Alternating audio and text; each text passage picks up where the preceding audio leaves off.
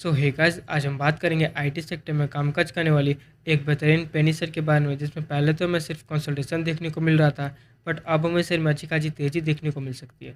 तो गाइस, जैसे कि आपने गेस कर ही लिया होगा, आज हम बात करने वाले विशेष इन्फोटेक लिमिटेड के बारे में। पिछले कुछ टाइम से शेयर की परफॉर्मेंस हमें कुछ ज़्यादा खास देखने को नहीं मिल रही है, या तो हमें शेयर में गिरावट देखने को मिल रहा है, या तो हमें शेयर सिर्फ कंसोलिडेट करता हुआ नजर आ रहा है। बट अब हमें शेयर से कुछ ऐसी न्यूज़ देखने को मिला है जिस कारण इस शेयर में हमें ब्रेकआउट भी देखने को मिल सकता है। तो आज हम उस न्यूज़ पर तो डिटेल में बात करेंगे ही, साथ ही आपको ये भी बताएँगे कि अब हम इस शेयर के टारगेट कहाँ तक जाते हुए दिखाई दे सकते हैं, एज़ ए शॉर्ट टर्म या फिर लॉन्ग टर्म बेसिस पर। तो अगर आपने भी शेयर में खरीदारी कर रखी है, या फिर आप इस शेयर में खरीदारी करने की सोच रहे हो, तो आप मेरी वीडियो को लास्ट तक जरूर देखें, क्योंकि हमें इस शेयर में खरीदारी करनी चाहिए या फिर नहीं, और अगर खरीदारी करें भी तो किस पॉइंट पर खरीदारी करें ताकि हमें प्रॉफिट हो सके। तो आज हम इन सब बातों पर डिटेल में बात करेंगे, बट उससे पहले चैनल पर न तो चैनल को सब्सक्राइब कर दे, साथ ही बेल आइकन को प्रेस करना ना भूलें। So let's get started. Vishesh Infotech Limited, formerly हम इसे एमपीएस इन्फोटेक के नाम से भी जानते हैं। आप इसके आंसर करंट प्राइस पर नजर डाल सकते हो, उनको शेयर प्राइस 0.50 रुपीज़ देखने को मिल जाती है। वहीं अगर बात करें परफॉर्मेंस की, तो एक महीने हम देख सकते हैं शेयर ऑलमोस्ट हमें 15% डाउन देखने को मिल रहा है। 6 महीने हम देख सकते हैं शेयर में थोड़ी सी पॉजिटिविटी देखने को मिल जा रही है। बट वहीं अगर बात करें एक सेल की, तब देख सकते हैं शेयर अब भी हमें काफ़ी ज़्यादा लॉसेज में देखने को मिल जाता है। यानी कि पहले जो हमें शेयर की टारगेट एक अच्छी खासी देखने को मिल जाया करती थी, जब से हमें शेयर में गिरावट देखने को मिल रहा है, उसके बाद आप देख सकते हैं ये शेयर हमें उठता हुआ नजर नहीं आया, सिर्फ हमें शेयर में गिरावट ही देखने को मिला है। तो जिन्होंने भी इस शेयर को हाई प्राइस पर खरीद रखा होगा, वो काफ़ी ज़्यादा लॉस में होगा। तो उन्हें अभी शेयर में क्या करना चाहिए, तो शेयर में होल्डिंग बनाए रखें या फिर तो सेल आउट करके निकल जाए। तो कोई भी डिसीजन लेने से पहले आज जो मैं शेयर से एक इंपॉर्टेंट न्यूज़ देखने को मिला है, फर्स्ट ऑफ ऑल आप उस न्यूज़ को जरूर देख लें, क्योंकि इस न्यूज़ के बेसिस पर अब हमें शेयर में अच्छी खासी तेजी भी देखने को मिल सकती है। तो फर्स्ट ऑफ ऑल हम उस न्यूज़ पर बात करते हैं। तो आप यहाँ से एक रिपोर्ट पर नजर डाल सकते हैं, जो कि हमें कंपनी की तरफ से 6 अक्टूबर को देखने को मिला था।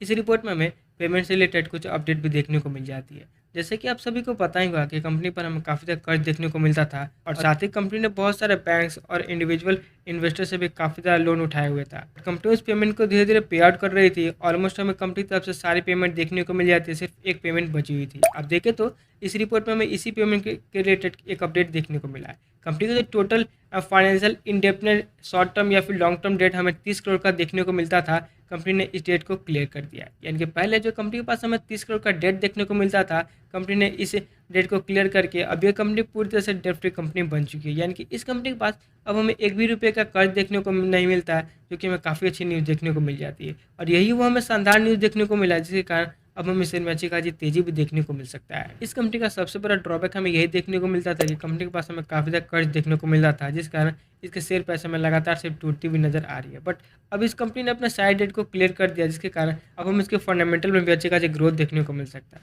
तो फर्स्ट ऑफ ऑल अगर हम इसके फंडामेंटल पर नजर डालें, तो आप देख सकते हैं कंपनी की मार्केट वैल्यूएशन हमें काफ़ी शानदार देखने को मिल जाती है। पी रेशियो 0 के देखने को मिलता है, बट पीबी रेशियो और फेस वैल्यू काफ़ी अच्छी है। डिविडेंड देता नहीं है। बुक वैल्यू देखो तो 1.13 रुपीज़ का देखने को मिलता है। कैश इन हैंड देख सकते हैं 34 करोड़ का देखने को मिलता है, और डेट देखे तो 23 करोड़ का देखने को मिलता था, बट कंपनी ने इस डेट को पूरी तरह से क्लियर कर दिया है। और प्रोमोटर की होल्डिंग देख सकते हैं सिर्फ हम 1.95% की देखने को मिल जाती है। यानी कि इस कंपनी में प्रोमोटर की होल्डिंग ना के बराबर देखने को मिल जाती है, और ये भी एक हमें मेजर ड्रॉबैक देखने को मिलता है इस कंपनी पर। और वहीं अर्निंग पर शेयर देख सकते हैं -0.01 रुपीज़ का देखने को मिलता है। Return on equity, return on capital equity देख सकते हैं हमें निगेटिव में देखने को मिलता है, बट कंपनी के सेल्स ग्रोथ और प्रॉफिट ग्रोथ हमें अच्छी खासी देखने को मिल जाते हैं। डैट मीन्स की कंपनी की जो क्वार्टरली परफॉर्मेंस है वो हमें काफ़ी अच्छी देखने को मिल जाती है। यानी कि कंपनी अब हमें अच्छी खासी प्रॉफिटेबल भी देखने को मिल जाती है। तो अगर ओवरऑल देखा जाए तो कंपनी के फंडामेंटल और फाइनेंशियल में काफ़ी शानदार देखने को मिलता है, बट कंपनी के प्रोमोटर होल्डिंग हमें काफ़ी कम देखने को मिलती है, और यही हमें एक नेगेटिव पॉइंट देखने को मिलता है। प्रोमोटर की होल्डिंग पहले हमें अच्छी खासी देखने को मिला करती थी, बट प्रोमोटर ने अपनी सारी होल्डिंग को सेल आउट कर दिया ताकि इस कंपनी पर जो कर्ज है उसे कम कर सकें। और अब देखें तो ये कंपनी पूरी तरह से अब हमें कर्ज मुक्त देखने को मिल जाती है। डैट मीन्स कि अब हमें इस शेयर में अच्छी खासी ग्रोथ देखने को मिल सकता है। तो क्या इस बेसिस पर हमें इस शेयर में खरीदारी करनी चाहिए अपनी, और अगर खरीदारी करें भी तो हमें किस पॉइंट पर खरीदारी करनी चाहिए ताकि आपको प्रॉफिट हो सके, जिसके लिए आप इसके अंदर एडवांस चार्ट पर नजर डाल सकते हैं। आप देखें तो पहले जो हमें शेयर में अच्छी खासी तेजी देखने को मिला था, और शेयर ने as a short term basis पर काफ़ी अच्छे टाइट को भी हिट किया था, बट उसके बाद आप देख सकते हैं शेयर इस पॉइंट पर सस्टेन नहीं कर पाया, और उसके बाद हमें शेयर में काफ़ी ज़्यादा गिरावट भी देखने को मिल जाती है। और अभी आप देख सकते हैं शेयर ऑलमोस्ट हमें अपने सपोर्ट पर ही देखने को मिल जाता है।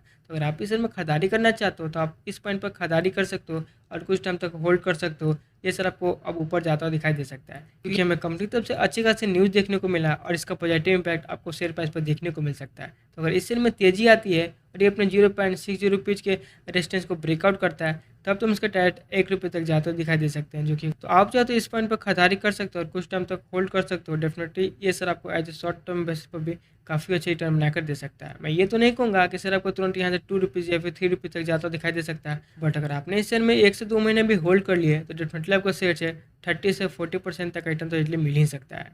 क्योंकि जितने भी टेक्निकल्स है वो हमें इसके पक्ष में देखने को मिल जाते हैं कि अब हमें शेयर में अच्छे खासे ब्रेकआउट देखने को मिलेगा। तो अगर इस शेयर में ब्रेकआउट होती है तो as a short term basis पर इसके टारगेट हमें अच्छे खासे देखने को मिल सकते हैं। तो आप चाहो तो इस पॉइंट पर कुछ क्वांटिटी ऐड करके चल सकते हो। और मैं तो कहूँगा गाइज कि आप इस शेयर में शॉर्ट टर्म से बढ़िया है कि आप इस शेयर में लॉन्ग टर्म के लिए खरीदारी करें, क्योंकि ये कंपनी में काफ़ी शानदार देखने को मिल जाती है। ऊपर से अभी हमने देखा कि कंपनी का फंडामेंटल और फाइनेंशियल में अच्छी खासी देखने को मिलता है, और अब तो कंपनी में पूरी तरह से डेट फ्री भी देखने को मिल जाती है। डैट मीन्स कि as a long term basis पर इस शेयर में ग्रोथ के चांसेस काफ़ी ज़्यादा देखने को मिल जाते हैं। तो आप चाहो तो इस शेयर में as a long term basis के लिए कुछ क्वांटिटी ऐड करके चल सकते हो। शेयर आपको आने वाले टाइम में भी एक अच्छे खासे टाइट हिट करता दिखाई दे सकता है। बट गाइस एक बात मैं क्लियर कर दूं कि अगर आप इस शेयर में खरीदारी करते हो तो बहुत ही सोच समझ कर और अपने खुद के भी रिसर्च और एनालिसिस करके ही खरीदारी करें, क्योंकि अभी भी हमें इस शेयर में काफ़ी रिस्क देखने को मिल जाता है। तो अगर आप इस शेयर में खरीदारी करते हो तो अपने रिस्क को जरूर मैनेज कर लें, क्योंकि मैं शेयर के रिगार्डिंग कोई भी बाइंग या फिर सेलिंग की रिकमेंडेशन नहीं दे रहा हूँ। ये मेरी पर्सनल ओपिनियन होती है कि अब हमें शेयर में क्या देखने को मिल सकता है और क्या हो सकता है शेयर के टारगेट। तो आप इस शेयर में कोई भी ट्रेड लेने से पहले आप अपने खुद के भी एनालिसिस जरूर करें। तो शेयर से जैसे ही कोई न्यूज़ एंड अपडेट आती है मैं तो कंफर्म कर दूंगा। तो मेक श्योर कि अपने मेरे चैनल को सब्सक्राइब कर लिया है, और अगर मेरी वीडियो अच्छी लगी हो तो मेरी वीडियो को लाइक जरूर कर दें।